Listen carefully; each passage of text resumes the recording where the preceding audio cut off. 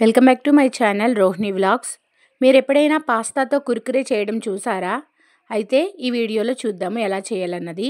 మనం పాస్తా చేసుకుంటాం కదా, ఆ పాస్తా ప్యాకెట్ అయితే తీసుకుని అవైతే కట్ చేసుకుని ఒక బౌల్లో వేసుకుని ఉంచుకోండి. స్టవ్ మీద ఒక గిన్నెతో వాటర్ పెట్టుకోండి. ఇది నేను ఇండస్ వ్యాలీ నుంచి అయితే తీసుకున్నాను. ఇది చాలా స్ట్రాంగ్గా ఉంది, అడుగు మందంగా ఉంది.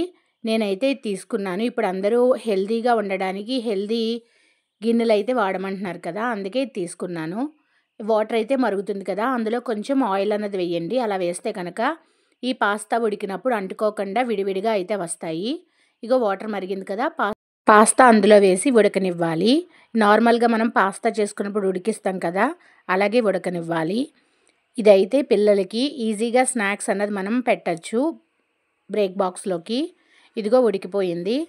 నుంచి అయితే పాస్తాని వేరు చేయాలి. ఇలా చిల్లుల గిన్నె ఉంటుంది కదా, అందులో అయితే వేసి వాటర్ని అంతా స్ట్రైన్ చేసాను.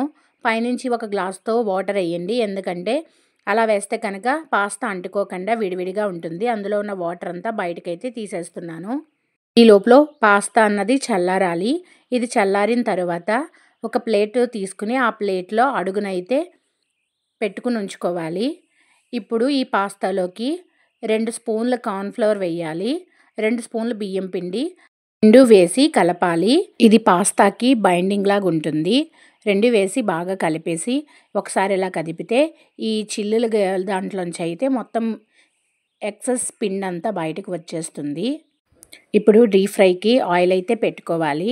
ఇది కూడా నేను ఇండస్ వ్యాలీ నుంచి అయితే తీసుకున్నాను.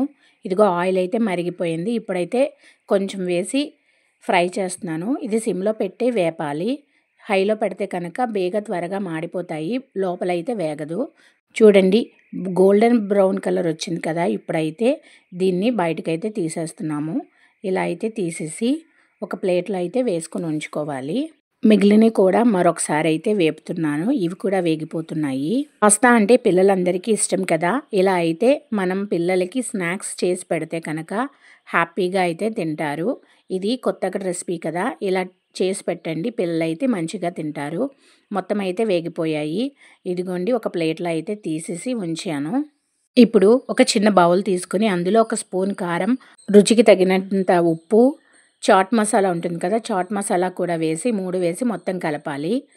ఇలా కలిపిన తర్వాత ఇందాక వేపినవి ఉన్నాయి కదా, అందులో అయితే వేసి ఇవి బాగా కలపాలి. ఈ ఉప్పు కారం అన్నది ఆ పాస్తాకైతే అంటాలి. ఇలా అంటితే చాలా టేస్టీగా ఉంటుంది. పిల్లలైతే ఈజీగా స్నాక్స్ తింటారు. మనం బయటన లేస్ అవి కొనుక్కునే బదులు మనం ఇంట్లోనే ఈజీగా అయితే తయారు చేసుకోవచ్చు. స్టార్టింగ్లో గలగల సౌండ్ వినిపించింది కదా, ఆ సౌండ్కే తెలుస్తుంది అవి ఎంత కరకరలాడుతున్నాయి అన్నది. ఇందాక నేను ప్లేట్లో వేశాను, అప్పుడు ఉప్పు కారం వేయడానికి అవ్వదని ఒక బౌల్లో అయితే మార్చేశాను. టేస్ట్ అయితే చాలా బాగుంది. ఒకసారి ఇలా ట్రై చేయండి, చాలా బాగుంటుంది. పిల్లలైతే అస్సలు వదిలిపెట్టరు.